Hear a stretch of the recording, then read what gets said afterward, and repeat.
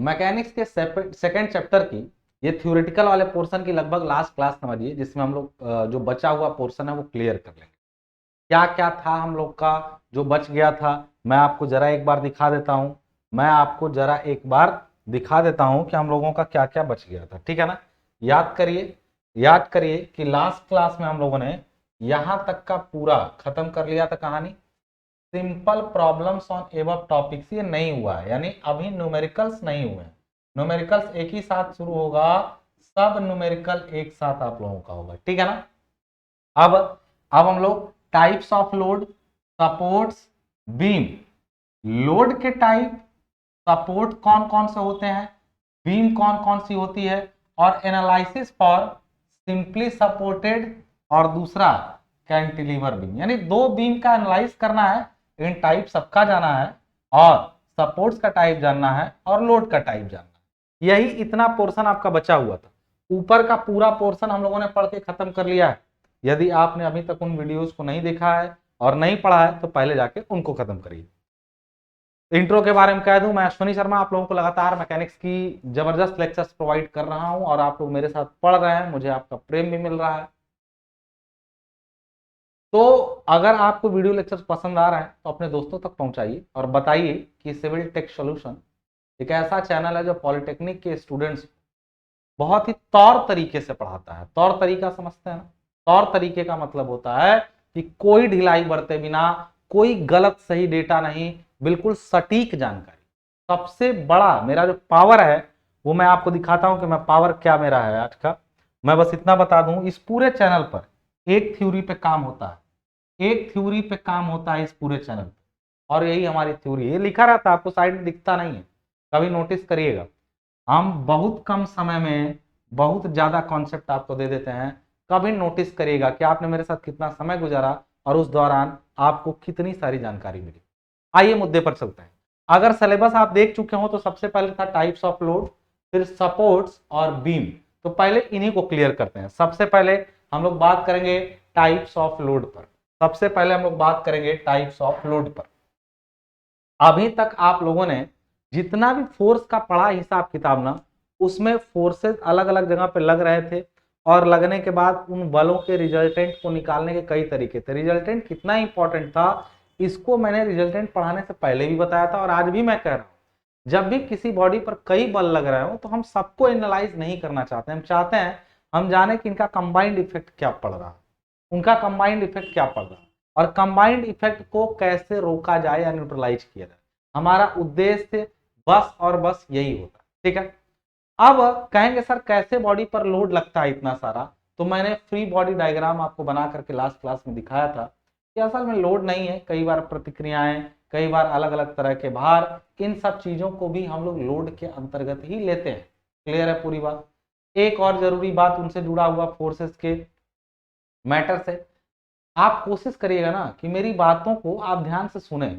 मैं लिखता हूं वो तो देखना है, वो तो जरूरी है, लेकिन आप मेरी बातों को जितना ज्यादा ध्यान से सुनेंगे, यकीन मानिए क्लियरिटी, माइंड में जो क्लियरिटी होती है, मतलब किसी चीज को एक होता है घिस घिस के करना, और एक होता है धड़ल्ले से कर देना, उन दोनों में अंतर होता है। और ये शार्पनेस वो मेरे साथ ही आएगी।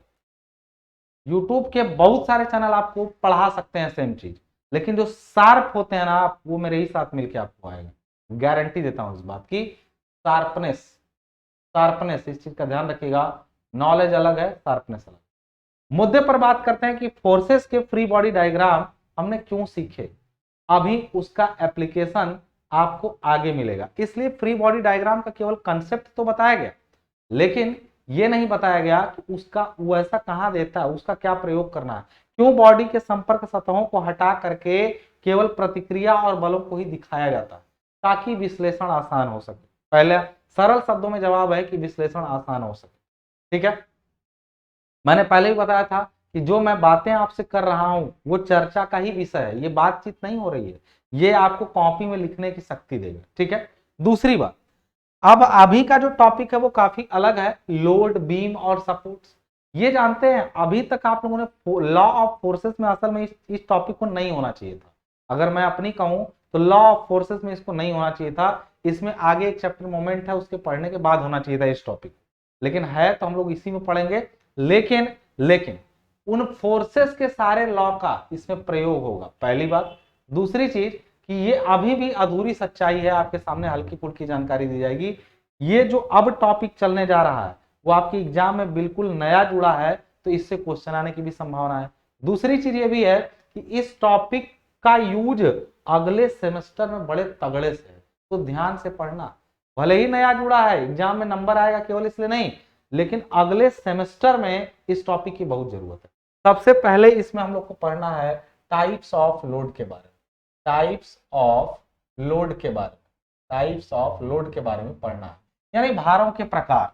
मैं आपको एक हल्के हाथ से बता दूं भारों के प्रकार में, भार कितने प्रकार के होते हैं, तो बस इतना ही कहूंगा कि इनको बांटने के बहुत सारे आधार हैं। भारों को बांटने के बहुत सारे आधार हैं, और मैं उन आधारों में से केवल नाम भर आज आपको बताऊंगा, नाम भर केवल आपको बताऊंगा। सारी चीज उसके बारे में मैं आज नहीं बताने वाला हूं, क्योंकि ये अभी आगे आपको मिलेगा फिर से दोबारा अगले सेमेस्टर में, और इस सेमेस्टर में भारों पर बहुत क्वेश्चन नहीं आए। सबसे पहले लोड कितने तरह के हो सकते हैं उनको बांटने के लिए मैं कुछ नाम लोड से लूंगा और समझाता जाऊंगा। सबसे पहला इसका हम लोग कहेंगे वितरण के आधार पर, यानी बेस्ड ऑन डिस्ट्रीब्यूशन। वितरण के आधार पर बल कितने प्रकार के होंगे, आधार पर, यानी इसको कहेंगे हम लोग based on distribution, based on distribution, distribution.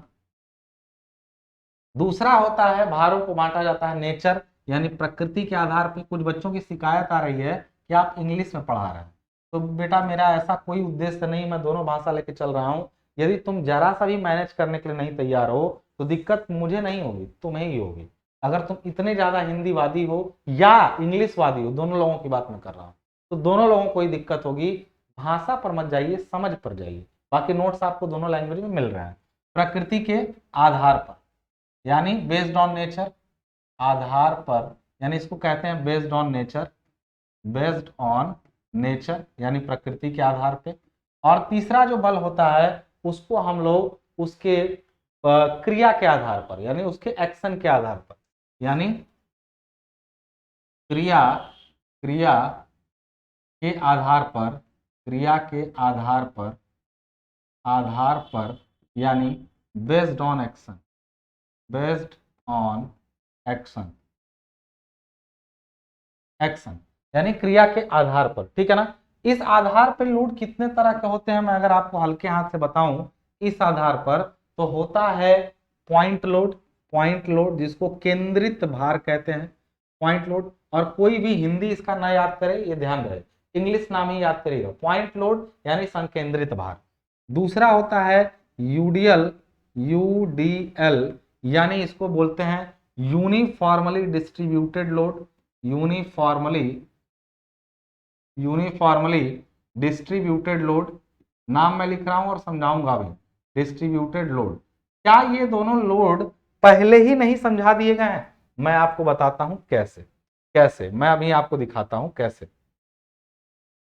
सबसे पहले आप इसको समझिएगा यहाँ पे, इस चीज को। अब जब आपको लॉ ऑफ फोर्सेस शुरू हुआ था यहाँ पे, तो उसी समय आपको फोर्स को एक बार जब पढ़ाया मैंने, शुरू किया था, तो डिफरेंट फोर्सेस सिस्टम ये सब हम लोग पढ़ा रहे थे ना। यहाँ पे पहले ये डिफिनेशन वाले में लिखा measurement of force SI unit, types of force, देखिए टाइप्स ऑफ फोर्स, उसमें पॉइंट फोर्स, कंसंट्रेटेड फोर्स को एक साथ, या यूनिफॉर्मली डिस्ट्रीब्यूटेड फोर्स। ये बोला फोर्स का टाइप, आप ये बोला किसका टाइप, पॉइंट और कंसंट्रेटेड फोर्स का साइड बोला है। मैं आपको बता दूं, फिर ये आगे सिलेबस में ही आपके आगे यहां पर बोला है टाइप्स ऑफ लोड। एक चीज मैं बता दूं आपको, लोड भी एक तरह का क्या है, फोर्स है। तो जब मैं आपको फोर्स बताया था ना, पॉइंट और यूडीएल, तो समझिए मैंने लोड को भी बता दिया था, ठीक है। अब मैं मुद्दे पर पहुंचता हूं, अब मैं मुद्दे पर, कि आप समझ गए कि क्या होता है इसमें से, क्या यूडीएल, पॉइंट लोड और यूडीएल वो फोर्स था, ये लोड है। असल में फोर्स भी एक तरह का लोड है, बात समझ आ रही है, सॉरी, या लोड भी एक तरह का फोर्स है। देखिए लोड में कई चीजें हैं, जब लोड शब्द बोला जाता है तो मेरे ऊपर बड़ा काम का लोड है, तो क्या मैं बोझा रख के चल रहा हूं? लोड मतलब anything that has a tendency to destroy the structure. हमारे ऊपर ही ज्यादा लोड आएगा काम का तो हम डिस्ट्रॉय हो जाएंगे। यानी किसी भी कोई भी ऐसी चीज जो आप पर आ रही है, जो आपको क्या कर रही है, नुकसान कर रही है या आपको दिक्कत दे रही है, तो वो लोड है, वो भार है, चाहे वर्कलोड हो चाहे मोमेंट हो। लेकिन सिविल इंजीनियरिंग के टर्म में लोड का मतलब फोर्स से भी होता है और मोमेंट से भी होता है। तो जब भी ये बात करेगा ना किस पर, वितरण के आधार पर, तो यूडीएल यूनिफॉर्मली डिस्ट्रीब्यूटेड जो लोड होता है वो असल में एक तरह का फोर्स ही है। वैसे लोड के कई मतलब होते हैं, ठीक है। तो यूडीएल हो गया आपका। पॉइंट लोड क्या होता है, मैंने बताया था पॉइंट लोड का मतलब किसी पॉइंट पर लगने वाला लोड, या कह सकते हैं, इसको मैंने ठीक से डिफाइन किया तो मैंने बोला था जब area of application is too small और much smaller than the total area. मैंने इसको बताया था जब बड़े एरिया पर के बजाय बहुत छोटे एरिया पर कोई फोर्स लगे तो उसको पॉइंट लोड कहते हैं। यूडीएल मतलब जब भार पूरे क्षेत्र पर बटा रहे। मैं आपको फिर से एक चीज बता दूं, ये पूरा टॉपिक आपको फिर से थर्ड सेमेस्टर में मिलेगा, इसलिए और उस समय जब पढ़ाऊंगा तो ऐसा खाली इसी चीज को देखिए, आज हल्के में पढ़ाऊंगा और उस समय जब पढ़ाऊंगा तो आपकी खटिया खड़ी हो जाएगी सुनने में, ये जान लीजिए यही टॉपिक को। इसलिए मैं अभी इसको टाल के पढ़ाऊंगा, लेकिन जानना है ना। पॉइंट लोड समझ गए। यूनिफॉर्मली डिस्ट्रीब्यूटेड मतलब एक समान वितरित या सम वितरित भार बोलते हैं, वितरित हुआ भार, फैला हुआ भार। दूसरा होता है यूबीएल। यूबीएल का मतलब होता है वेरिंग लोड, यानी लोड कहीं पर ऐसे बढ़ते बढ़ते बढ़ते बढ़ते बढ़ जा रहा है या घटते घटते घटते घटते घट जा रहा है, तो इसको कहते हैं यूबीएल, यानी यूनिफॉर्मली वेरिंग लोड। वेरिंग मतलब जो बदल रहा हो, वेरिंग लोड। ये हुआ लोड के बारे में। चौथा लोड हुआ जिसको बोलते हैं नॉन यूनिफॉर्म। नॉन यूनिफॉर्म मतलब कहीं भी कुछ भी लोड लग गया, यानी कोई लोड ऐसे लगा कहीं पर कुछ कहीं पर कुछ कहीं पर, तो इन सबको एक साथ कहेंगे ये नॉन यूनिफॉर्म है, यानी असमान प्रकृति का बल है। पॉइंट लोड समझ गए। यूडीएल एक समान रूप से फैला हुआ, ये एक समान रूप से बढ़ता है, एक समान रूप से घटता हुआ, और ये क्या है, इसका कुछ ठीक ही नहीं है कि ये क्या करे। इस आधार पर लोड को बांटा जाए। फिर उसके बाद ये तो लोड कैसे लगा है, उसके मतलब वितरण कैसा है उसका, वो कैसे बटा है, नहीं बटा है तो पॉइंट, समान रूप से बटा है तो यूनिफॉर्मली डिस्ट्रीब्यूटेड, यानी बदलते हुए बटा हुआ है तो यूनिफॉर्मली वेरिंग, और अगर किसी भी तरह बट गया है तो नॉन यूनिफॉर्म। लेकिन जब हम देखेंगे कि वो लोड क्या कर रहा है, उसकी प्रकृति क्या, चाहे जैसा भी लगा हो, चाहे बटा हो चाहे पॉइंट हो, लेकिन क्या वो दबा रहा है या खींच रहा है या फिर इसको काट रहा है, इस आधार पे बल जो है या लोड जो है वो तीन तरह के होते हैं। वो होता है टेंसाइल लोड, टेंसाइल लोड। दूसरा आपका होता है कंप्रेशन लोड, यानी इसको एक एक का नाम मैं हिंदी में भी बोलता हूं, इसको बोलते हैं हम लोग टेंसाइल लोड, यानी तनन बल, तनन भार, इसको संपीड़न भार, इन सब का नाम बताया ना। इसको केंद्रित भार, समवितरित भार, समान रूप से बदलता हुआ भार और असमान भार, इसको बोलते हैं टेंसाइल लोड को तनन भार, इसको कंप्रेशन लोड को संपीड़न भार, और तीसरा है शियर लोड, शियर लोड, या इसको हम लोग कहते हैं क्या आपका कर्तन भार।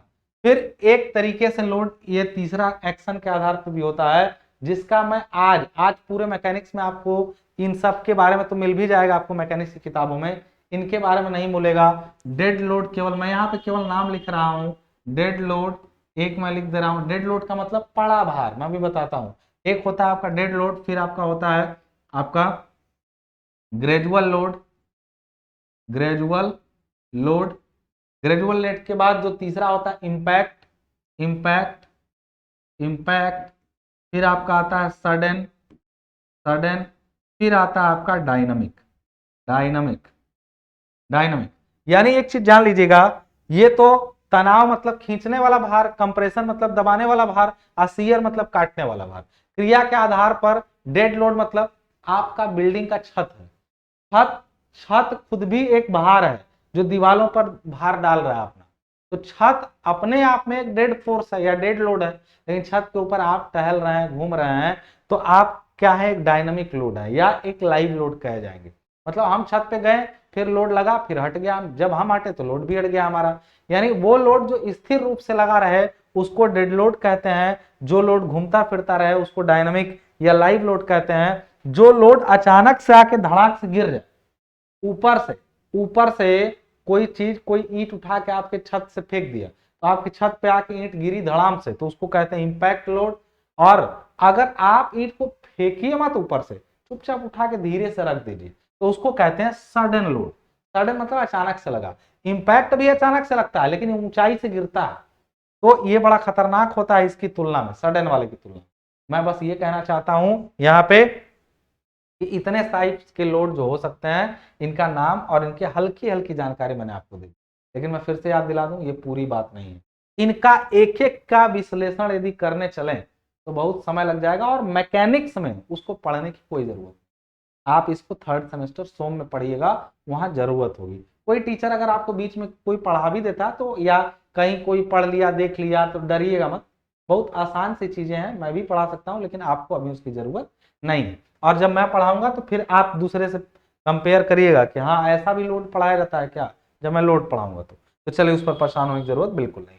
तो आपने टाइप्स ऑफ लोड देख लिया। तो टाइप्स ऑफ लोड देखने के बाद अब हमारे पास आता है सपोर्ट्स। अब यहां से कहानी थोड़ी सी शुरू होती है सपोर्ट से। यहाँ पे सपोर्ट्स, इनको हिंदी में बोलते हैं टेक। ये क्वेश्चन इंपॉर्टेंट है क्योंकि नया जुड़ा है, तो आपके सिलेबस में संभावना भी है कि एग्जाम में आ जाए कि टेके क्या है और इनकी प्रकार बताइए, यानी सपोर्ट्स यानी टेक क्या है, इनके प्रकार बताइए। ये क्वेश्चन आपके एग्जाम में आ सकता है, तो ये चीज जान लीजिएगा। टेक क्या होती है? किसी भी संरचना मतलब घर मकान, जनरली सिविल या मैकेनिकल से हैं तो आप घर मकान या किसी मशीन की ही बात कर सकते हैं। घर मकान या किसी मशीन को कहीं ना कहीं रखेंगे आप, तो किसी चीज पर ही टिकाते हैं, डायरेक्ट जमीन पर कई चीजें नहीं रखी जाती हैं, ठीक है। और जैसे हमारी छत रखनी थी तो हम दीवारों पे रखे हैं, तो दीवार एक टेक है। कॉलम पे रखे हैं तो एक टेक है। मशीनों को आप, मशीनों के फाउंडेशन, मशीनों की भी नींव होती है, उन पर रखेंगे, वो भी एक टेक है। यानी टेकें कई तरीके की हो सकती हैं। अब मान लीजिए मैं आपसे बोलूं कि हमारे घर में नया कूलर आया है, कूलर रख दीजिए, फ्रिज लाया मान लीजिए, तो एक तरीका है कि फ्रिज को उठा के आप रख दीजिए। एक तरीका है कि फ्रिज को एक ऐसे फ्रेम में रखिए जिसके नीचे चक्के लगे हो, टायर व्हील लगा हो, आप फ्रिज को इधर उधर कर सकते हैं। यानी रखा तो दोनों गया था, लेकिन एक टेक ऐसी थी जो रोलर थी और एक टेक ऐसी थी जो सिंपली उस पर सिंपली सपोर्टेड था, साधारण रूप से लंबित कर दिया गया था, रख दिया गया था। तो इस आधार पर मैं आपको बता दूं टेके क्या है। सबसे बड़ी बात, किसी संरचना के विभिन्न अवयवों, यानी किसी संरचना के विभिन्न अवयव मतलब different members of a structure, किसी संरचना के विभिन्न अवयवों को सहारा देने के लिए टेके या सपोर्ट्स प्रयोग किए जाते हैं। यानी to support the members of a structure supports are used. और सपोर्ट्स क्या होती है, कितने प्रकार की होती हैं? तो मुख्य रूप से सपोर्ट्स तीन तरह की होती हैं। सपोर्ट्स मुख्य रूप से तीन तरह की होती है। कौन कौन सी? एक होती है जिसको बोलते हैं सरल, तीन को, सरल और रोलर को एक साथ रख देते हैं। टाइप्स में मुख्य रूप से सपोर्ट्स जो होते हैं वो एक होता है सिंपल या इसी को हम लोग रोलर, हालांकि हल्का अंतर है, अभी मैं दिखाता हूं। सिंपल या रोलर सपोर्ट। दूसरा सपोर्ट होता है आपका हिंज सपोर्ट। और तीसरा आपका होता है क्या? Fixed support. अब मैं आपको एक चीज यहां पर बता दूं, सिंपल सपोर्ट, हिंज सपोर्ट और फिक्स्ड सपोर्ट में अंतर क्या है। तो मैं आपको सिंपल से यहां पे बता दूं तीनों में अंतर। सिंपल मतलब जहां पे रखा गया है, किसी चीज को उठा के हटाया जा सकता है। सिंपली कोई चीज मान लीजिए ऐसे मेरे दोनों यहाँ पे हमने हाथ किया, इस पर आप पेन रख दें, हटाया जा सकता है, ठीक है ना। अब पता चले, कहने का मतलब ये कोई मेरा हाथ कोई सपोर्ट नहीं, मैं कह रहा हूँ दीवार पे कोई छत रखी गई या बीम रखी गई, उसको एज इट इज हटाया जा सकता है और वो केवल वर्टिकल रिएक्शन देता है, तो इसको बोलते हैं सिंपल सपोर्ट, ठीक है। रोलर, जैसे आपका फ्रिज था, फ्रिज के नीचे चक्के लगे थे, फ्रिज दाएं बाएं घूम जा रहा था, केवल नीचे से एक रिएक्शन मिल रहा था, दाएं बाएं खिसकाने में कोई मशक्कत नहीं थी, उसको थोड़ा सा था फ्रिक्शन के कारण, लेकिन फ्रिक्शन के प्रभाव को नेग्लेक्ट मानिए, ठीक है। यानी ऐसे सपोर्ट्स जिनमें केवल जनरली वर्टिकल रिएक्शन है, ये भी पूरी सत्य बात नहीं, किताबों में भी आपको मिलेगा कि ऐसे सपोर्ट जिनमें केवल ऊर्ध्वाधर प्रतिक्रिया मिले। प्रतिक्रिया समझते हैं, जब कोई बल लगता है तो उसके विपरीत में जो जनरेट होता है उसको प्रतिक्रिया बल कहते हैं, या आपका क्या बोलते हैं उसको, प्रतिक्रिया बल या फिर रिएक्शन फोर्स कहते हैं। तो आप जानिए हम भी खड़े हैं तो हमारे ऊपर भी एक रिएक्शन लग रहा है, लेकिन अगर हमको कोई आप इधर धक्का देंगे तो मैं इधर से एक रिएक्शन इधर दूंगा, यानी रिएक्शन की दिशाएं बल के विपरीत होती है। तो जब भी जानिए रोलर सपोर्ट जो होता है ना, वो नॉर्मल टू सरफेस देता है। अभी मैं बताऊंगा आपको, दिखाता हूं, ठीक है। फिर एक चीज यहां पर देखिएगा, एक होता है कब्जेदार। जैसे जैसे अगर मैं आपको बोलूं कि दरवाजा है, दरवाजे को पकड़ के आप दाएं बाएं घुमा सकते हैं, वो घूमेगा लेकिन अपनी जगह नहीं छोड़ेगा।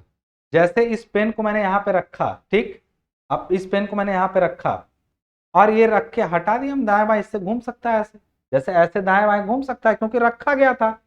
अब क्या होता कि इसमें किसी तरीके से इसमें पिन करके फंसा देते मेरे हाथ में इसको, ठीक है, सॉरी। तो मैं ये कह रहा था, सॉरी कुछ डिस्टर्बेंस थी। हाँ, तो मैं सपोर्ट्स के बारे में आपको बताया कि सपोर्ट्स में एक तरीका है कि सिंपल हो, उस पर रख दिया गया हो। एक होता है पिन। पिन का मतलब ऐसे समझिए, दरवाजे का मैंने एग्जांपल दिया आपको। कई बार ऐसा चीज समझिए कि दो चीजों को एक दूसरे पर रख करके पिन कर दिया गया। पिन सपोर्ट वो सपोर्ट्स होता है एक्चुअली जो हिल डुल तो सकता है लेकिन जगह छोड़ नहीं सकता है। ऐसे आप कई जगहों पर ऐसे सपोर्ट्स को देखेंगे जो उस जगह पर मूव तो कर सकते हैं, मतलब रोटेशनल इफेक्ट हो सकता है, लेकिन रोटेशनल मतलब समझते हैं, जैसे मैं आपको समझिएगा, चलिए ये आपका स्क्रीन दिख रहा है, ठीक है ना, मैं इसमें कोई चीज यहां पे रख करके, कोई चपटी चीज, सपोज मेरा फोन है यहाँ पे, मैंने फोन को यहां पे रखा और फोन में एक कील मार के धंसा दिया। ये फोन है मेरा, फोन में मैंने एक कील मार के धंसा दिया, ठीक है। अब ये बताओ, जब ये कील मार के इसमें धंस जाएगा तो घूम तो सकता है दाएं बाएं, लेकिन क्या अपनी जगह वो छोड़ सकता है? नहीं छोड़ सकता है। तो जब कोई सपोर्ट्स जगह पे रोटेट तो कर पाए लेकिन जगह ना छोड़ पाए तो उसको हिंज कहते हैं। आज जब वही फोन ऐसे था, उस पर 2 बार पिन मार दिया तो वो फिक्स हो गया, वो घूम भी नहीं पाएगा, तो उसको हम लोग बोलते हैं फिक्स अप। अब फिक्स्ड वाला या हिंज वाला या सिंपल वाला आपको समझ में नहीं आया, मजा नहीं आया, तो मैं आपको थोड़ा दिखाता हूं कुछ, देखिए क्या क्या होता है। आपके सामने ये डायग्राम्स बने हुए हैं, कौन कौन से, देखिए ये सामने आपके रोलर सपोर्ट दिखाया गया है, ये टाइप्स ऑफ सपोर्ट है, ये रिप्रेजेंटेशन है। रोलर सपोर्ट को कैसे दिखाया जाता है आपकी कॉपी में, ऐसे आपको दिखाना है रोलर सपोर्ट, मतलब किसी चीज का एक सिंबल यूज करते हैं आप। अभी आप सिंबल की कहानी धीरे धीरे समझेंगे कैसे, आप अभी सर्वेइंग पढ़ेंगे अगले सेमेस्टर में इन चीजों को, तो आपको सिंबल का मतलब समझ में आएगा कि जैसे सड़कों पे चलते समय साइन का एक मतलब होता है ना, उसी तरीके से आपको रोलर का मतलब ये होता है, ठीक है ना। ये लिखा है रिएक्शन फोर्स, और रिएक्शन फोर्स इसमें कहां मिलता है? वर्टिकल। रजिस्टिंग लोड वर्टिकल, इसका मतलब समझते हैं, अगर ये सपोर्ट कहीं पर लगा हुआ है, जैसे अगर मैं आपको दिखाऊं कि एक सिंपल सी बीम है, मान लीजिए एक बीम है, एक बीम है, एक बीम, ठीक है, और बीम पर मैंने बोला कि ऐसे ऐसे जो है, ये आप मान लीजिए, इसको ऐसे समझिएगा, पहले इनको हटाइए। एक बीम है, बीम पर ऊपर से एक लोड लगा, ठीक है ना, बीम मतलब कोई धरन वगैरह है जिस पर लोड लग रहा है। और बीम क्या होती है अभी थोड़ी देर में आपको पता चल जाएगा। आप कभी भी कहीं दीवालों के ऊपर, या आप मान लीजिए कोई छत वगैरह, तो उसके नीचे लटका हुआ जो देखते हैं ना, वो बीम दिखता है आपको, आरसीसी का एक्स्ट्रा पार्ट। वही नहीं, कई जगहों पर अभी बीम पर तो इतना बवाला है आगे कि मुझे लगता है कि मैं जानता हूं, इसमें आपके लिए नया है, तो आप जानिए, इस पर बहुत विश्लेषण करना है बीम पर, क्योंकि बीम अपने आप में बहुत ही आसान फ्लेक्सुरल मेंबर है समझने के लिए, ठीक है। इस पर लोड लगा, लोड कैसे लग रहा है कि बीम के ऊपर कोई कॉलम खड़ा है या छत ही है आपकी, मान लीजिए छत का खुद का गुण नीचे लटक जाएगा, तो इसको दोनों तरफ से सहारा देने के लिए आपको रोलर पे या तो बीम को रख दीजिए या तो किसी हिंज सपोर्ट पे रख दीजिए। हिंज का साइन कैसा होता है रोलर का? अच्छा ये बताओ, मैं यहाँ पे दोनों तरफ यदि रोलर लगा दूं, दोनों तरफ रोलर लगा दूं, तो ये बीम टिकेगी? तो कहोगे बिल्कुल टिकेगी, बशर्ते सर इस पर कभी गलती से ऐसे लोड मत लगा दीजिएगा, क्योंकि जैसे ही सर आप इस पर ऐसे लोड लगाएंगे ना, ये इस पर फिसल जाएगा, क्योंकि ये नीचे रोलर है, नीचे रोलर है, तो ये फिसल जाएगा। तो इसका मतलब क्या हो रहा है, मैं ये कह रहा हूं कि इस पर लोड केवल वर्टिकल ही लग सकता है, यानी यदि सपोर्ट जो है रोलर हो तो केवल और केवल वर्टिकल लोड को सहन कर सकता है, और ये प्रतिक्रिया भी यानी प्रतिक्रिया समझते हो? अच्छा, इसका फ्री बॉडी डायग्राम तुम बना लोगे? ये एक बीम है, एक बीम है और बीम पर दो रोलर लोड लगे हुए हैं, ठीक है ना। बीम का अपना भार अभी मान लो 0 है, बीम का अपना भार छोड़ दो। इसका फ्री बॉडी डायग्राम जानते हो कैसे बनेगा? इसका फ्री बॉडी डायग्राम ऐसे बनेगा। क्यों? क्योंकि नीचे से रोलर लोग दो ठो लोड ऊपर लगा रहे होंगे, अरे लोड लगेगा तो सहारा देंगे, और ऊपर से इस लोड को तुम ऐसे लगा दिए। तो ये इसका फ्री बॉडी डायग्राम है। क्यों? क्योंकि इसमें रोलर वोलर हटा के सीधे केवल बलों की दिशा दिखाई गई है, इसलिए यह इसका फ्री बॉडी डायग्राम। तो फ्री बॉडी डायग्राम डिफाइन करता केवल लोड को, ये फोर्स है यानी वेट है W, और यहाँ पे रिएक्शन फोर्स A है, रिएक्शन फोर्स B है, ठीक है। और ये असल में दो रोलर है। हो सकता है ये रोलर की जगह बीम सीधे किसी दीवार पर रखी होती, ऐसे ऐसे किसी दीवार पे। सामान्यतः होता यही है, सामान्यतः होता यही है। दीवार पर थोड़ा फ्रिक्शन के कारण थोड़ा बहुत सपोर्ट मिलता है, लेकिन अगर फ्रिक्शन को हटा दिया तो बीम पर ऐसा लोड लगेगा फिर गिर जाएगी।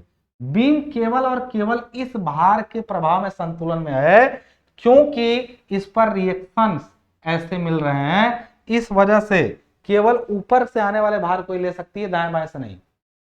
अगर मैं सोचो इस बीम को इस चीज से पिन कर दिया होता, इस बीम को इसी दीवार के साथ ना पिन समझते हो? पिन मतलब ये बीम है ऐसे ऐसे, इसके साथ ना कब्जा, जैसे कब्जा समझते हो? कब्जा दीवार जो दरवाजा जो है वो दीवार में जाके, सोचो हम ईंट ऐसे लगाएं, लकड़ी वाला दरवाजा उसमें लेके सीमेंट से जाम कर दें, दरवाजा हिल ही नहीं पाएगा। तो हम जानबूझ के उसमें कब्जा लगाते हैं। कब्जा क्या करता है? दरवाजा खोलते समय खुलता है, बंद होता है, लेकिन वो अपनी जगह से नहीं हटता है। तो जब ये कब्जा यहाँ पे लगेगा, कब्जा दिखाने का तरीका क्या होता है? वो रोलर की जगह ऐसे कब्जा बनाते हैं, अभी दिखाता हूं। तो कब्जे का अर्थ ये होता है कि ये बीम यहां से फोर्स लगाओगे तब भी नहीं हिलेगी, तब भी नहीं हिलेगी। हालांकि ये बीम घूम सकती है। ये बीम अगर अभी इस पर मैं ऐसे लोड लगा दूं ना, तो ये ऊपर नीचे रोटेट करे, यहां छोड़ेगी नहीं जगह, रोटेट कर जाएगी। इसमें तो रोटेट भी कर जाएगी और धक्का मारने पे हट भी जाएगी। इसमें रोटेट कर सकती है लेकिन अपनी जगह नहीं छोड़ सकता, इसमें जगह भी छोड़ देगा। देखो ये अगर बीम को जोर से धक्का मारो उतर के चला जाएगा आगे। यानी कहने का मतलब रोलर सपोर्ट केवल वर्टिकल फोर्स ले सकता है, ये वर्टिकल और हॉरिजॉन्टल दोनों फोर्स ले सकता है, या क्या नहीं ले सकता है? मोमेंट। देखो लेने का मतलब मोमेंट देगा तो घूम जाएगा। अच्छा, अगर किसी बीम को दीवार में ले जाके जाम कर दे, अंदर ये दीवार है और दीवार के अंदर इस बीम को हम लोग ले जाके जाम कर दिए, ना तो ये हिल सकता है दाएं बाएं, ना तो ऊपर नीचे जा सकता है, और ना तो इसको अगर हम यहां से लोड लगा के सोचे कि मोड़ दें ऊपर, तो ना तो ये ऐसे टर्न होगा, टर्न भी नहीं होगा। इसको टर्न कर सकते हैं क्योंकि यहाँ पिंड है, तो ये टर्न हो सकता है, ये टर्न भी नहीं होगा। इसको बोलते हैं फिक्स्ड, इसको बोलते हैं फिक्स्ड सपोर्ट। सपोर्ट तीन तरह के, रोलर या रोलर का ही दूसरा भाग है सिंपल सपोर्ट। रोलर या सिंपल सपोर्ट एक ही है, बस इसमें थोड़ा फ्रिक्शन ज्यादा होता है, फ्लैटर होता है, इसमें नहीं होता है। इन दोनों में ही वर्टिकल रिएक्शन, इसमें हॉरिजॉन्टल और वर्टिकल दोनों रिएक्शन, इसमें हॉरिजॉन्टल वर्टिकल और मोमेंट तीनों रिएक्शन। बार बार मोमेंट आ रहा है, मैं यही कह रहा हूं कि अभी एक चैप्टर आ गया है मोमेंट, उसको पढ़ना है। मोमेंट मतलब किसी चीज, कोई चीज कहीं जुड़ी हुई है तो उसके अक्ष से हट के बल लगाते हैं, तो उसको बोलते हैं वो एक मोमेंट क्रिएट करा। थोड़ा पढ़े आप इसके बारे में फिजिक्स वगैरह में, हाई स्कूल में, इंटरमीडिएट में, लेकिन उतना नहीं पढ़े। तो मैं बस इतना दिखाना चाह रहा हूं। देखो तीनों सपोर्ट में क्या लिखा है, लिखा है यहाँ पे कि roller support, types of support कैसे दिखाते हैं रोलर सपोर्ट को, ऐसे। ये रिएक्शन फोर्स केवल वर्टिकल दे सकता है और लोड भी केवल वर्टिकल ले सकता है। क्लियर है? पिंड, इसी पिंड वाले को ही हम लोग क्या बोलते हैं? हिंज वाले को कैसे दिखाया, देख रहे हो? ऐसे दिखा के नीचे, ये याद रखो, ये बार बार तुमको बनाना पड़ेगा। हॉरिजॉन्टल एंड वर्टिकल दोनों दे सकता है ये सपोर्ट, और हॉरिजॉन्टल और वर्टिकल दोनों लोड भी ले सकता है। फिर आता है फिक्स्ड सपोर्ट, फिक्स देख रहे हो, अंदर जाके जाम कर दिया गया।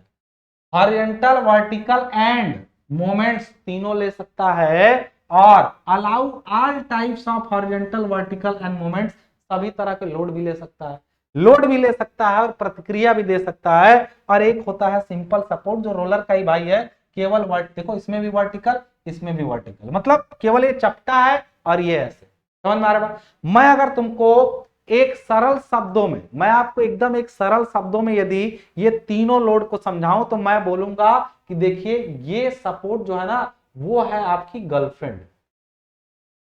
जिंदगी में जरा सा दाएं बाएं कुछ हुआ कि सरका देगा आपको अपनी जिंदगी से, बात समझ में आ रही है ना? ये वो है, ये है गर्लफ्रेंड, जिंदगी में जरा सा भी कुछ हुआ दाएं बाएं ये सरका देगी, हटाओ निकलो।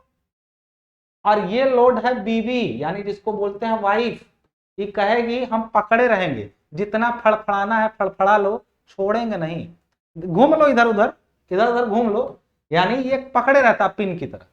यानी तुम इधर उधर रोटेट तो कर सकते हो लेकिन पोजीशन नहीं बदलने देंगे बेटा। ये होता है बाप, फादर, समझते हैं फादर। अगर ये सामने आ जाएगा ना, ये सामने आ जाएगा ना तो बेटा ये तुम जहां रहोगे वहीं खड़े रहो, ना तो हिलने देगा, ना तो डुलने देगा, ना तो घूमने देगा। समझ में आ रही बात? तीनों सपोर्ट में बेसिक डिफरेंस यहीं से क्लियर कर लो, गर्लफ्रेंड, बीवी, बाप। ये इसका अपना रोल है, इसका अपना रोल है, इसका अपना रोल। सबसे ज्यादा स्टेबल रिलेशनशिप कौन सा है? क्रम से देखें तो ये है, क्रम से देखें तो ये है। अच्छा वो रिलेशनशिप नहीं, मतलब यहाँ लोड, सबसे ज्यादा मजबूत सपोर्ट यही है। बाप का सपोर्ट सबसे मजबूत सपोर्ट होता है, ये जान लीजिए। बाकियों का भी है अपना अपना, इनका थोड़ा कम है, इनका थोड़ा ज्यादा है। और वास्तव में फिक्स सपोर्ट सबसे मजबूत होता है, लेकिन ये उतना ही जटिल होता है जितना बाप का आपसे रिश्ता। समझ में नहीं आता बाप से कहें क्या कि कितना प्यार करते हैं, इनको दिन भर समझाइए नहीं समझ में आएगा, और इनको कुछ मत कहिए सब समझ में आता है। यानी सबसे जटिल ये रिश्ता है जो समझ नहीं आता है लेकिन होता बड़ा तगड़ा है, और जब तुम आगे पढ़ोगे तो पाओगे इसका एनालिसिस बहुत कठिन है। इसका एनालिसिस है सबसे मजबूत, लेकिन जब इसका न्यूमेरिकल देगा तो तुमको कठिनाई होगी लगाने में। सबसे आसान न्यूमेरिकल इसका, सबसे आसान, सबसे आसानी से समझ में आएगा, लेकिन सबसे सबसे कह सकते हैं कि अस्थिर, अनस्टेबल, यही सपोर्ट है। तो आपको क्लियर होगी बात, ऐसे रिलेट कर सकते हैं हम लोग चीजों को, ठीक है? तो ये था सब कुछ सपोर्ट के बारे में, क्लियर है पूरा? तो सपोर्ट आपने ठीक तरीके से समझ लिया तीनों सपोर्ट के बारे में। बाकी आपको ये सब चीजें लिखी हुई नोट्स में आपको मिल जाएंगी, बिल्कुल सारी चीजें आपको तीनों सपोर्ट्स के बारे में लिखा हुआ मिल जाएगा, ठीक है ना? यानी मोमेंट का मतलब होता है एंगुलर मोमेंटम, ये दे एंगुलर घुमाओ रोक देता है, ये बाकी दोनों एंगुलर को नहीं लिख सकते हैं। ये बड़ा इंपॉर्टेंट है, इसको अपनी नोट्स में आप बना भी लीजिए। अगर आप समझ चुके हो कि सपोर्ट्स क्या होते हैं तो अब हम लोग का अगला टॉपिक है बीम। अगला टॉपिक क्या हम लोगों का? बीम। क्या है? बीम यानी धरन। धरन, सपोर्ट्स के आधार पर ही धरन को बांटा गया। धरन क्या होती है? अगर धरन की परिभाषा दें तो यह एक समान काट वाली छड़ होती है। धरन क्या होती है? एक समान काट वाली, काट का मतलब क्रॉस सेक्शन सेम है और लंबी है, धरन होती है जिस पर कार्य करने वाले सभी बल या आघूर्ण इसकी अनुदैर्ध्य यानी लॉन्गिट्यूडनल अक्ष के समतल में कार्य करते हैं। यानी बीम क्या है तो मैं आपको बता दूं बीम क्या है। बीम है ये, बीम है ये, बीम है ये कुछ ऐसी दिखने वाली, ये जरूर नहीं कि आयताकार ही हो, ये हो सकती है, ये हो सकती है कैसी, ये हो सकती है कि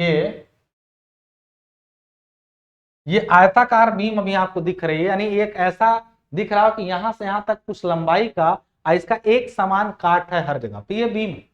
बात समझ आ रही है? एक चीज ध्यान रखना दोस्त, बीम उसी को कहेंगे, इसका देखो बीम की एक अक्ष है यहां से यहां तक, इसकी यहां से यहां तक इसकी एक अक्ष है। अक्ष मतलब एक एक एक्सिस है। देखो कोई भी चीज ऐसे लंबाई में है तो उसका अपना एक एक्सिस होगा जो उसके बीच से जाएगा, उसके सेंट्रोइड को कनेक्ट करते हुए, तो ये इसका एक्सिस है। लेकिन अगर तुम ऐसे सामने से देखोगे ये चौकोर वाले पर, तो चौकोर वाले पर एक एक्सिस ये है और दूसरा एक्सिस ये है। तो एक चीज ध्यान रखना, इन दोनों एक्सिस को, ये जो दोनों एक्सिस दिख रहा है ना, इनको हम लोग कहते हैं अनुप्रस्थ अक्ष।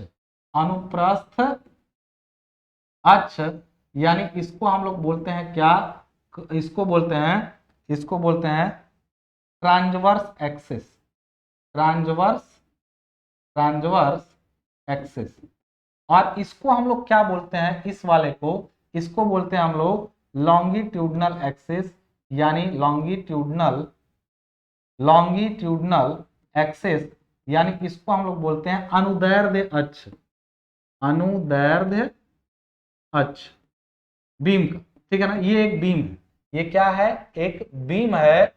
बीम एक ऐसा समान काट वाली छड़ है जिस पर कार्य करने वाले सभी बल इसके अनुदैर्ध्य अक्ष के तल में, यानी अगर तुम कहोगे बल कैसे लगेगा तो इसी अक्ष पर ही समझो लग रहा है, ऐसे। ये अनुप्रस्थ भार होते हैं, इन भारों को क्या कहते हैं, अनुप्रस्थ भार या ट्रांसवर्स लोड। एक अच्छा बीम पर ऐसे कभी नहीं लोड लगता, अगर ऐसे लोड लग गया तो ये बीम नहीं।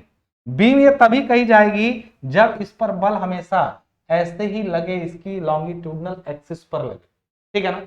मोमेंट भी लगे तो इसी पर लगे, इसी एक्सिस को मोड़ा जाए। यदि मोमेंट भी लगे इस पर, यदि मोमेंट भी लगे तो इसी एक्सिस को मोड़ा जाए। बात समझ रहे? यानी मैं ये कह सकता हूं कि beam is a prismatic bar, beam is a prismatic bar subjected to transverse loading. Beam एक समान काट वाली छड़ है जिस पर अनुप्रस्थ भार लगे होते हैं, हिंदी और इंग्लिश दोनों बोलते, ठीक है ना। अब बीम के टाइप्स पर बात करें कि टाइप्स ऑफ बीम, यानी बीम कितने टाइप की होती है, टाइप्स ऑफ बीम। अब बीम के टाइप की बात करें तो मैं नाम लूंगा एक एक का, तो मैं आप ऐसे समझिएगा कि एक होती है सबसे पहले simply supported beam, simply supported beam क्या होती है, simply supported beam, very good. दूसरा सिंपली सपोर्टेड के बाद आता है दूसरा कैंटिलीवर बीम, कैंटिलीवर बीम। तीसरा फिक्स्ड बीम, एक एक का हिंदी नाम भी बताऊंगा अभी। Fixed beam. चौथा कौन सा बीम होता है, चौथा होता है आपका ओवरहैंगिंग बीम। फिर आपका पांचवा आता है कंटिन्यूअस बीम। अब इनका अगर हिंदी नाम हम लोग पूछें कि क्या होता है तो इसको बोलते हैं शुद्धालंबित धरण। क्या बोलते हैं, शुद्धालंबित धरण, प्रास धरण, आबद्ध धरण, लटकी हुई धरण, सतत धरण। मैंने नाम क्या क्या बोला, शुद्धालंबित, प्रास, आबद्ध, लटकी हुई और प्रास। 5 धरणों के नाम मैंने आपसे लिए। सर ये सब कैसी होती हैं जरा दिखाइए। अरे जो सिंपली सपोर्टेड होगी इसका मतलब वो सिंपल सपोर्ट। कैंटिलीवर यानी प्रास, हमें दिखाई देता, दिखा कैसे देता हूं, आपके सामने है, यहाँ पे पूरा डायग्राम बीम का दिख रहा है। सपोर्ट आप पढ़ चुके हैं, सपोर्ट के आधार पर बीम का वर्गीकरण है। पहला बीम दिख रहा है कैंटिलीवर, हालांकि पहले मैंने सिंपली सपोर्टेड बताया था। तो सिंपली सपोर्टेड वो बीम होती है जो एक तरफ हिंज हो, एक तरफ क्या हो, हिंज हो, और दूसरी तरफ क्या हो, देखो रोलर बना है, रोलर हो, दूसरी तरफ क्या हो, रोलर, या दोनों तरफ फ्लैट दीवार हो तब भी सिंपली सपोर्टेड। यानी सिंपली सपोर्टेड वो बीम होती है जिसके दोनों सिरों पर केवल ऊर्ध्वाधर बल लगे होते हैं।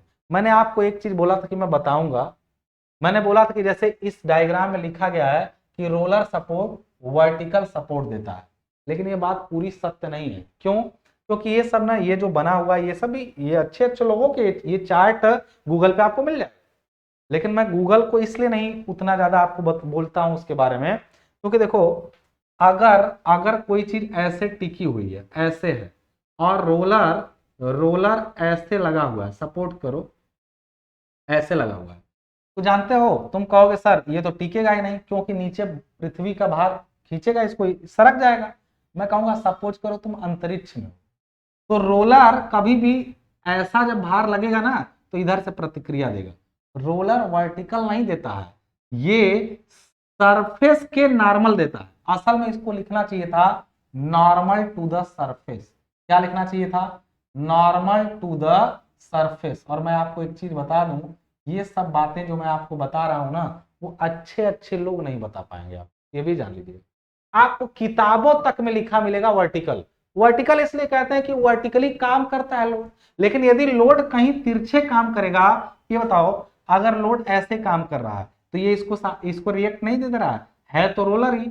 लेकिन यदि मान के चलो कि नीचे से कोई बल ना लग रहा हो, पृथ्वी का गुरुत्वाकर्षण भूल जाओ, तो रोलर हमेशा बल के यानी जिस सतह पे ये रोलर है उसके परपेंडिकुलर, देखो सतह के 90 डिग्री पर देता है, यानी नॉर्मल टू द सरफेस ये एक्चुअली रिएक्शन देता है।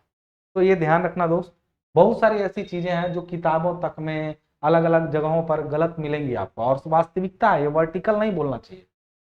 जो ऐसी चीज बोलो जो पूरी सत्य हो, ये अधूरा सत्य है, ये पूरा सत्य है, ये अधूरा सत्य है, ये पूरा सत्य है, ये जान लीजिए, ठीक है। अब चलो वो ऐसे बता दिया, तुम वर्टिकल भी लिखोगे तो कोई काटेगा नहीं, ठीक है ना। अब मैं आपको बीम बता दिया क्या होते हैं, और मैं बीम के टाइप पर चर्चा कर रहा था कि बीम के टाइप।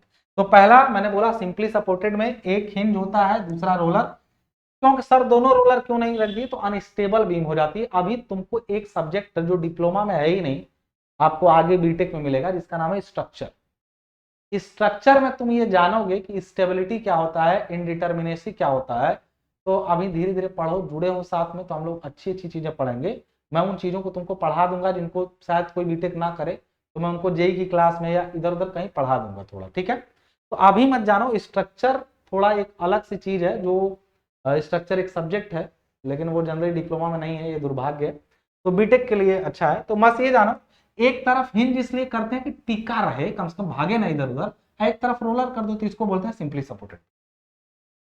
अगर अगर अगर सिंपली सपोर्टेड के बाद कैंटिलीवर था, कैंटिलीवर क्या है, अब देखो एक तरफ केवल रोलर, सपोज एक बीम है, एक तरफ रोलर लगा होता, माने एक इसको हटा दे तो ये टिकेगा, गिर जाएगा तुरंत। लेकिन यदि इसको एक दीवार में खूंटी की तरफ फिक्स कर दें, यानी ये है फिक्स, तब तो टिक जाएगा, उधर कोई सपोर्ट नहीं। कैंटिलीवर बीम वो बीम होती है जो एक सिरे पर दीवार में फिक्स होती है, दूसरा सिरा स्वतंत्र और एक सिरा फिक्स्ड, इसको बोलते हैं कैंटिलीवर। एक सिरा रोलर और एक सिरा हिंज, इसको बोलते हैं सिंपली सपोर्टेड। अगर कोई बीम, अच्छा इसके बाद हमने फिक्स्ड बताया था, दोनों सिरों को फिक्स कर दिया तो उसको कहते हैं फिक्स्ड बीम। फिक्स्ड बीम है क्यों, क्योंकि दोनों सिरे फिक्स हैं। इसके अलावा हम लोग बात कर सकते हैं ओवरहैंगिंग की। ओवरहैंगिंग का मतलब होता है बीम सपोर्ट से बाहर निकली। कई बार ये बीम एक तरफ यहां रोलर रहता है, दूसरी तरफ केवल एक ही तरफ बाहर निकली है, मतलब इतना ही बीम है, सोचो बीम इतना ही बाहर निकली है, तो इसको बोलेंगे one side overhanging beam. Overhang मतलब बाहर लटकना, इसको बोलेंगे वन साइड ओवरहैंगिंग। ये अभी जो दिख रहा है वो बोथ साइड ओवरहैंगिंग बीम, ये बोथ साइड ओवरहैंगिंग है। ये हो सकता है कि यहीं तक बीम होती तो सिंगल साइड या वन साइड ओवरहैंगिंग होता। आपने समझा सिंपली सपोर्टेड बीम, आपने समझा कैंटिलीवर, आपने समझा फिक्स। इसमें एक हिंज एक रोलर, इसमें केवल एक फिक्स दूसरा फ्री, इसमें दोनों फिक्स। इसमें सपोर्ट के बाहर बीम निकला होगा उसको ओवरहैंग, ये वन साइड ओवरहैंग या बोथ साइड ओवरहैंग हो सकता है। कंटिन्यूअस बीम वो बीम है जो कई सारे आधारों पर कई सिंपली सपोर्टेड प्रतिक्रियाओं पर रुका रहे, सतत continuous. There are simply supported more than 2 in numbers, यानी 2 से अधिक संख्या में यदि सिंपल सपोर्ट्स हो तो उसको, 2 नहीं, 2 रहेगा तो सिंपली सपोर्टेड, 2 से अधिक संख्या 3 4 5 10 12 कुछ भी हो उसको बोलेंगे कंटिन्यूअस बीम, यानी सतत धर्म। और एक है कि कैंटिलीवर के साथ में सिंपली सपोर्टेड, ऐसा प्रॉप्ट कैंटिलीवर है, इसके बारे में आपको नहीं जानना है, बस इतना जानिए कि इतनी 5 तरह की बीम आपको अपने एग्जाम में लिखनी है। ये तो अभी और 2 4 बीम जोड़ के बना दीजिए, ये नहीं, ये इनका एक मिश्र भाग है, आपको इन 5 को समझना है। यानी हमने ऊपर जो नाम लिया, वो जो बीम के नाम लिए वो बीम जो थे simply supported, cantilever, fixed, overhanging, continuous. क्या आपको ये 5 बीम समझ में आए? ये बीम जो बंटे हैं ना, वो उनमें लगे गए सपोर्ट के आधार पर बांटे गए। क्या मेरी बात आपको समझ में आ रही है? समझ में आ रही है? देखो यदि तुम बीम को समझ चुके हो ना, तो देखो जरा क्या क्या बचा, देखो जरा तो क्या क्या तुमने समझा और क्या क्या बचा। तो देखो जरा यहाँ पे क्या लिखा हुआ दिख रहा है तुमको। तुमने आज क्या क्या सीखा? तुमने सीखा types of load, supports, beam, तीनों चीजें तुमने जान ली। अब बचा है analysis for simply supported and cantilever beam, यानी दो ही बीम, 5 बीम थी, सिंपली सपोर्टेड वाले की और कैंटिलीवर वाले का एनालिसिस देखना, बाकी किसी का एनालिसिस नहीं। एनालिसिस में क्या, विश्लेषण में क्या, यानी मैं यदि आपसे बात करूं कि विश्लेषण में क्या, तो मैं अब हेडिंग बना देता हूं analysis of beams. Analysis of beam यानी धारणों का विश्लेषण। अब तुमको एक बात बताऊं, ये बड़ा ही गंदा बात बोला है यहाँ पे, क्योंकि धारणों का विश्लेषण तो अगले सेमेस्टर में किताब है, तो ये छोटे से एक टॉपिक बोल करके तुमको उलझाने का कोई मतलब नहीं है धारणों के विश्लेषण में।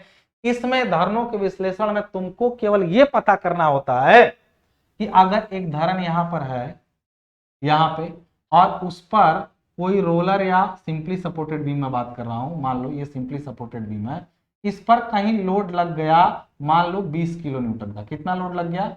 20 किलो न्यूटन का। तो मैं पूछूंगा कि यहां से कितना रिएक्शन आ रहा है, यहां से कितना रिएक्शन, रिएक्शन समझते हो? ये बताओ, ज्यादा लोड यहां जा रहा होगा कि यहां? तुम कहोगे सर इसके पास यहां जा रहा होगा, मैं पूछूंगा कितना, मैं पूछूंगा कितना इस पर जा रहा? 20 तो है, 20 ऊपर से लगा तो कितना इस पर जा रहा है, कितना इस पर, बताओ। तो इस पर लगने वाली प्रतिक्रिया आने वाले लोड के बराबर होगी। मान लो ये पॉइंट ए है तो रिएक्शन आर ए है, ये पॉइंट बी है तो यहाँ पर रिएक्शन आर बी है। तुमको विश्लेषण में केवल आर ए और आर बी निकालना ही सीखना, इसके अलावा तुमको रिएक्शन में कुछ भी नहीं सीखना। तो सरल शब्दों में यदि मैं तुमसे कहूं तो एनालिसिस ऑफ बीम के अंतर्गत हमें सिर्फ और सिर्फ बीम पर प्रतिक्रियाएं निकालना ही सीखनी है, केवल प्रतिक्रियाएं निकालना सीखना है, वो भी किसका? सिंपली सपोर्टेड और कैंटिलीवर में। कैसे निकालेंगे रिएक्शन, कैसे निकालेंगे रिएक्शन? तो इसका एक तरीका है, अभी तो मैंने लोड लेके दिखाया, मैं आपको ये दिखाना चाहता हूं कि कैसे निकालेंगे, और मैं न्यूमेरिकल में भी करके दिखाऊंगा इसको। अभी के लिए लोड को मानिए, यहां पर लोड लग रहा है W, क्या? W। बीम की लंबाई L, बीम की लंबाई यदि L हो, लोड W लग रहा हो, तो मैं कहूंगा कि ये बीम रुकी ही अवस्था में। अब देखो, धारणों के विश्लेषण में मैं कहूंगा, नोट्स में लिखा हुआ है, क्या लिखा हुआ है कि हम लोग धारणों के विश्लेषण में मुख्य रूप से सिंपली सपोर्टेड और कैंटिलीवर बीम का विश्लेषण करेंगे। पहला विश्लेषण हमने हेडिंग बना दिया, किसका? सिंपली सपोर्टेड बीम का, सिंपली सपोर्टेड बीम का, सिंपली सपोर्टेड बीम। कोई भी धारण जब टिकी हुई है तो निश्चित रूप से कुछ प्रतिक्रियाएं उस पर लग रही हैं, उन प्रतिक्रियाओं को हम लोग क्या नाम देते हैं? उन प्रतिक्रियाओं को हम लोग क्या नाम देते हैं? रिएक्शंस। और उनको हम लोग कुछ ना कुछ बोल देते हैं कि आर है, ए पॉइंट पर रिएक्शन आर ए होगा, बी पॉइंट पर रिएक्शन आर बी होगा। We have to determine R A and R B, कि कितना आर ए है, कितना आर बी है। हम लोगों ने मान लिया कि बीम का जो स्पैन है, देखो बीम में कोई भी बीम जब टिकती है तो उसके एक सपोर्ट से दूसरे सपोर्ट के बीच की अंदर की दूरी क्लियर स्पैन या शुद्ध पार्ट कहलाती है। हालांकि एक शब्द आता है शुद्ध पार्ट, एक होता है प्रभावी पार्ट। तो एक चीज जान लो, कोई बीम ऐसे मान लो टिकी हुई है, ठीक है, ये किसी दीवार पर ऐसे रखी हुई है, बार बार शब्द आ रहा है बीम, तो अपने घरों में बीम देख लेना, दीवार पर टिकी हुई है, तो इसको बोलते हैं, यहां से यहां तक की जो दूरी है इसको बोलते हैं क्लियर स्पैन, यानी शुद्ध पार्ट। इसको क्या बोलते हैं? शुद्ध पार्ट। पार्ट मतलब अंदर की दूरी। लेकिन यहीं पर मैं कहूं कि क्या बीम यहीं तक मुड़ेगी? मुड़ेगी तो पूरा ऐसे मुड़ेगा। असल में रिएक्शन यहां पे काम कर रहा होता है, रिएक्शन यहां पर काम कर रहा होता है, तो इसको बोलते हैं हम लोग यहां से यहां तक, ये दीवार के केंद्र से, यानी सपोर्ट के केंद्र से दूसरे सपोर्ट के केंद्र के बीच की दूरी कहती है इफेक्टिव स्पैन, यानी प्रभावी पार्ट। इफेक्टिव स्पैन यानी प्रभावी पार्ट, यह है शुद्ध पार्ट। लेकिन वास्तविक रूप से प्रभावित पार्ट यहां से यहां तक है। असल में ये कहां से कहां तक होता है? जिन पर ये टिकी है, जिस पर टिकी है उस आलम्ब की चौड़ाई, यानी देखें तो इफेक्टिव स्पैन कितना होगा? इफेक्टिव बराबर क्लियर प्लस मान लो इसकी चौड़ाई यहां से यहां तक बी है, इसकी भी चौड़ाई मान लो क्या है? बी है। दिख रहा है? ये चौड़ाई बी है, ये चौड़ाई बी है, तो तुम कहोगे इफेक्टिव वाला सर क्या होगा? तो मैं कहूंगा क्लियर वाला plus B by two plus B by two, यानी clear plus B by two plus B by two मतलब बी, यानी इफेक्टिव प्लस सपोर्ट्स का चौड़ाई। हालांकि ये भी अभी मैं कह रहा हूं, अभी तुम्हारे स्तर पे तो ये सही है, लेकिन जैसे ही आगे जाओगे ये चीजें, अभी मैं अभी डरा नहीं रहा हूं, मैं बस बता रहा हूं कि आगे जाके परिभाषाएं बदली हर चीज की, तुम्हारे किताब में तुमको यही मिलेगा कि प्रभावी पार्ट क्या होता है, सपोर्ट्स के बीच केंद्र से केंद्र की दूरी प्रभावी पार्ट होती है। अभी तुम यही जानो, अभी इतना ही जानो, ठीक है।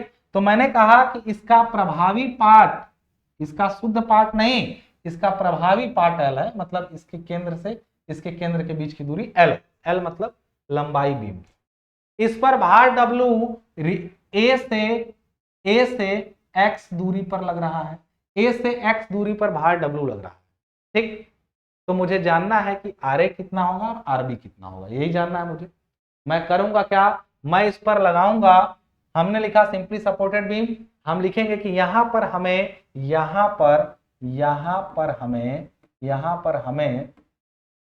बीम यानी धरन पर, बीम पर प्रतिक्रिया जाननी है, प्रतिक्रिया जाननी है, ठीक है ना। यानी हमें क्या निकालना है, R A and R B क्या होगा, यही हमको जानना है। तो इसके लिए यदि देखो ये बीम रुकी हुई है ना, तो इसका मतलब इस पर रिजल्टेंट 0 है, हम रुके हुए हम पर रिजल्टेंट 0। बात समझ आ रही ना, बीम यदि रुकी हुई है, डब्लू लगा है तो नीचे से लगा होगा तो रोका होगा ना, यानी इसके लिए आपको निकालना पड़ेगा। लास्ट में इक्विलिब्रियम कंडीशन जब हम लोग पढ़ रहे थे तो मैंने general condition of equilibrium apply किया था, applying general conditions of equilibrium, general conditions of equilibrium, conditions of equilibrium, बात समझ आ रही है। यानी संतुलन के सामान्य प्रतिबंधों का प्रयोग करने पर संतुलन में है तो प्रतिबंध कहता है कि पहला summation of F Y is equal to 0, यानी सभी वाई डायरेक्शन में फोर्सेस का बल 0 होगा। बल कौन से है वाई डायरेक्शन में, आर ए भी वाई डायरेक्शन में है, आरबी भी वाई डायरेक्शन में, और सभी ऊर्ध्वाधर बलों का, वो एफ वाई मतलब ऊर्ध्वाधर बलों का, ऊर्ध्वाधर बल कितने हैं, 1 2 3, लेकिन दिशाएं अलग हैं। तो मैं कहता हूं कि अगर ऊपर वालों को ले लिया प्लस, सभी ऊपर वालों को प्लस ले लो तो फिर नीचे लगने वालों को माइनस लो, यानी बराबर होगा 0। अर्थात कह सकते हैं कि R A plus R B बराबर होगा डब्लू। ये हमें एक प्रतिबंध मिला यहां से, एक बात, ठीक है, एक बात मिला। दूसरा प्रतिबंध, संतुलन का दूसरा प्रतिबंध क्या होता है, हॉरिजॉन्टल फोर्सेस का सम 0 होगा। लेकिन हॉरिजॉन्टल फोर्स जब लगा ही नहीं तो मारो बोली हम नहीं लगाएंगे प्रतिबंध, जब लगा ही नहीं है कोई हॉरिजॉन्टल फोर्स। अगर कोई फोर्स लुढ़क के ऐसे तिरछा लगता ना तो उसका एक हॉरिजॉन्टल कंपोनेंट होता, लेकिन नहीं, अभी केवल जैसा लग रहा है कोई कंपोनेंट नहीं होगा। तब हम लगाएंगे दूसरा समेशन ऑफ एम बराबर 0, यानी मोमेंट का समेशन 0। यहीं पर एक दिक्कत है कि तुम मोमेंट अभी अगले चैप्टर में पढ़ोगे। मोमेंट क्या होता है, किसी एक, अच्छा ये पूरी बीम स्थिर है तो किसी एक बिंदु पर, यानी समेशन ऑफ मोमेंट को 0 का मतलब ये बीम यदि रुकी हुई है तो इसका मतलब सभी बल, अच्छा सपोर्ट इमेजिन करो ये हम यहां से आरबी को हटा देते हैं, यानी ये सपोर्ट को हटा देते हैं, तो ये डब्लू ना इस बीम को, ये डब्लू इस बीम को ऐसे घुमा देगा, जैसे इमेजिन करो ये हट गया तो डब्लू इसको घुमा दिया, यानी कि आरबी भी इसको इधर से फोर्स से रोक रहा है। यानी डब्लू एक रोटरी इफेक्ट, रोटरिंग का मतलब घुमाऊ मोमेंट यहां पर लगा रहा है, कौन, डब्लू एक मोमेंट क्रिएट कर रहा है और आरबी उसको एक मोमेंट दे करके रेजिस्टिंग मोमेंट रोक रहा है। यानी हम लोग कह सकते हैं, और आर ए का तो कोई मोमेंट ही नहीं, अगर यहाँ पर हिंज मान लें हम तो ये इसको इधर घुमा रहा है, इसके अबाउट मतलब इसके परिता, ये इसको इधर और ये इसको इधर, दोनों घुमा रहा है। इसका मतलब हुआ, मैं ये कह सकता हूं कि समेशन ऑफ एम बराबर 0 का मतलब होता है कि, अच्छा घूमी भी नहीं, इसका मतलब डब्लू का मोमेंट और आरबी का मोमेंट बराबर है। यानी मैं कह सकता हूं समेशन ऑफ मोमेंट का मतलब आर ए का, अभी हम कह रहे हैं कि सभी बलों का ए के परितः गुण लेने पर, ए के परितः गुण लेने पर, ए के परितः गुण लेने पर, सभी बलों का ए के परितः गुण लेने पर, यानी मैं गुण लूंगा, मैं दिखाता हूं। अब डायग्राम वहीं पर आपके सामने, ये नीचे लिखना चाहिए लेकिन मैं यहाँ साइड में लिख रहा हूं ताकि आप देख सकें कैसे गुण लेंगे। तो मैं लूंगा कैसे, सभी बलों का गुण 0 होगा क्योंकि बीम रुकी हुई है, रुकने के केस में सभी ऊर्ध्वाधर बल का योग 0 होता है। यानी याद है 3 कंडीशन थी, एक था समेशन ऑफ एफ वाई बराबर 0, समेशन ऑफ एफ एक्स बराबर 0 और समेशन ऑफ एम बराबर 0, ये संतुलन के 3 प्रतिबंध थे। अगर आपको याद हो तो याद हो। तो एक प्रतिबंध लगाया हमने तो हमको पता चला कि आर ए और आरबी मिलके डब्ल्यू के बराबर होंगे। दूसरा प्रतिबंध कह रहा है क्या क्या कि ए पर सबका मोमेंट लो, ए पर आर ए यहीं जिस बिंदु पर मोमेंट लेना वहीं पर बल लगेगा तो मोमेंट आएगा।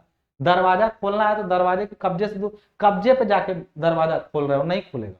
यानी यहां पर आर ए का खुद का मोमेंट 0 होगा। अच्छा ये दोनों बल हटा दो डब्ल्यू आर बी, तो क्या आर ए इसको बीम को उठा देगा ऊपर, लेकिन क्या घुमा पाएगा? घूमने के लिए इससे कुछ दूर लगना जरूरी है, चाहे इधर चाहे इधर, लेकिन इस पॉइंट से कुछ दूर लगना जरूरी है। इसी पॉइंट को नहीं, किसी भी बिंदु को ले सकते थे तुम। ए के जगह बी पर भी सबका मोमेंट ले सकते थे। बी को लेते तो फिर देखते कि डब्ल्यू इधर घुमा रहा है और आर ए इधर घुमा रहा है। मतलब जैसे तुम इमेजिन करो कि बी पर मोमेंट ले रहे हो तो डब्ल्यू का मोमेंट क्या होता बी पर, ऐसे इधर की तरफ घुमाता बीम को आर ए, और आर ए उधर की तरफ घुमाता। यानी किसी एक बिंदु पर मोमेंट लेने पर कैसे लेंगे, आर ए का इस पर मोमेंट लेंगे आर ए इंटू 0 प्लस, क्योंकि ये मोमेंट कैसा है आर ए इंटू, अब देखो मोमेंट का ना ऊपर नीचे नहीं दिखाता है, मोमेंट को क्लॉकवाइज एंटी क्लॉकवाइज दिखाता है। अभी यदि ये बात थोड़ी कम समझ में आए तो परेशान मत होना, आगे एक चैप्टर है। मोमेंट मतलब तुम आर ए को ऐसे घुमा रहे हो तो आर ए का कोई इफेक्ट ही नहीं है ए पर, तो आर ए का तो 0 प्लस, अच्छा इसका नहीं ये क्लॉकवाइज होगा, एंटी क्लॉकवाइज, मोमेंट 0 होगा। अच्छा इसी बिंदु के अबाउट यदि मैं W का मोमेंट लूं तो W इससे कितनी दूरी पे लगा है, x दूरी पर, और ये मोमेंट कैसा दे रहा है, A के अबाउट ये क्लॉकवाइज मोमेंट दे रहा है, ये क्लॉकवाइज मोमेंट दे रहा है। देखो ये घड़ी की दिशा में घुमा रहा है, इसको घड़ी की दिशा में घुमा रहा है क्लॉकवाइज, तो हम प्लस लिए हैं तो इसका मतलब आरबी तो घड़ी के विपरीत दिशा में जा रहा है तो इसको माइनस लेना पड़ेगा। यानी आरबी एक फोर्स है और वो लगा है L दूरी पर, इस बिंदु से L दूरी पर आरबी लगा है और x दूरी पर W लगा है, और इन सभी का योग 0 होगा। क्यों? क्योंकि ये सभी बल मिल करके, एक नीचे घुमा रहा है एक ऊपर घुमा रहा है, सब मिला करके बीम को घुमा नहीं पाए तो उनका रिजल्टेंट 0 है, तभी बीम रुकी हुई है। अर्थात यहाँ से आया हमारा क्या कि आया यहाँ पे अगर देखें तो ये तो हो गया 0, ये यानी हम लोग का आया क्या आरबी इंटू एल, माइनस में तो उधर चला गया, तो हम लोग लिख सकते हैं कि आरबी बराबर यहीं से आएगा आरबी, तो ये आएगा W into x by L. कैसे आया है बताइए? अरे उधर 0 के उधर भेजोगे तो ये प्लस हो जाएगा, तो आरबी इंटू एल बराबर डब्ल्यू एक्स, तो आरबी बराबर डब्ल्यू एक्स बाई एल आ जाएगा। आरबी का वैल्यू आ गया, यानी आरबी यदि ऊपर दिया गया भार कितना है वो पता चल जाए, कितनी दूरी पर लगा है वो पता चल जाए, अब इनकी लंबाई तो पता ही है तो आरबी कितना होगा पता चल जाएगा। इसलिए आरए जो होगा वो कितना होगा, तो वो हम जानते हैं कि आरए और आरबी मिलके डब्ल्यू है, तो आरए कितना होगा, अरे डब्ल्यू में से आरबी घटा दो, डब्ल्यू माइनस आरबी, और आरबी का वैल्यू हम जानते हैं आरए बराबर है डब्ल्यू माइनस आरबी बराबर है डब्ल्यू एक्स वाई। तो यही हो जाएगी प्रतिक्रिया आरए, और ऊपर वाली प्रतिक्रिया हो जाएगी ये आरबी, सॉरी ये है सॉरी ये है आपका आरबी, ये है आपका आरबी और ये है आपका आरए, दोनों आ गए, दोनों प्रतिक्रिया। कहेंगे सर ये सब तो आप फार्मूला के फॉर्म में लाए हैं, ठीक है, ये प्रतिक्रिया निकालने की विधि थी। मैं एक एग्जांपल ले लेता हूं, मैं कहा कि चलो वही जो पहले लिए थे, एक बीम है, मैंने बोला कि यहां से इसका स्पैन, यहां से स्पैन है 6 मीटर, लेकिन स्पैन है 6 मीटर, लेकिन यहां से 4 मीटर की दूरी पर, 4 मीटर की दूरी पर एक बल काम कर रहा है, जिसको हम लोग बोलते हैं कितने किलो न्यूटन का, 20 किलो। आपको बताना है कि आर ए प्रतिक्रिया कितनी होगी और आरबी प्रतिक्रिया कितनी, बहुत आसान है। सबसे पहले हम लोग लिख सकते हैं क्या, समेशन ऑफ एफ वाई बराबर 0, सीधे निकाल रहा हूं बिना लोचे के, समेशन एफ वाई बराबर 0, यानी मैं लिख सकता हूं कि R A plus R B minus 20 बराबर 0, क्योंकि आर ए आरबी माइनस 20 बराबर 0, यानी कह सकते हैं कि आर ए प्लस आरबी बराबर कितना है 20। एक इक्वेशन मिल गया, एक इक्वेशन मिल गया। दूसरा, पहला एक इक्वेशन, जब भी किसी बीम पर रिएक्शन निकालना हो तो संतुलन के प्रतिबंधों का प्रयोग करना पड़ेगा, यानी दूसरा क्या होता है, पहला है ये समेशन, अब हम दूसरा लिख रहे हैं समेशन m बराबर 0, यानी हम लोग लिख सकते हैं आर ए पर टेकिंग मोमेंट एट ए, हम ए पर मोमेंट ले रहे हैं, बी पर भी ले सकते थे, ये पॉइंट ए है, ये पॉइंट बी है, और सी पर लोड लगा, सी बिंदु पर लोड लगा, टेकिंग मोमेंट मोमेंट एट ए, यानी ए पर आघूर्ण लेने पर, हिंदी वाले लोग हिंदी लिख लें, इंग्लिश वाले लोग इंग्लिश लिख लें, ए पर आघूर्ण लेने पर, ए पर घूर्ण लें तो R A into 0 plus R B into, R B कितनी दूरी पर लगा 6, ए पर मोमेंट ले रहे हैं तो ए से जितने बल जो दूर है, जैसे आरबी वाला 6 मीटर दूर है तो आरबी इंटू 6, अच्छा आरबी है कौन से डायरेक्शन में, एंटी क्लॉकवाइज, लेकिन ये जो बल 20 किलोमीटर है वो क्लॉकवाइज डायरेक्शन में, देखो ये इसको क्लॉकवाइज रोटेट कराएगा, आरबी इसको एंटी क्लॉकवाइज, तो जब एंटी क्लॉकवाइज को प्लस लिए तो जो ऊपर से लग रहा है उसको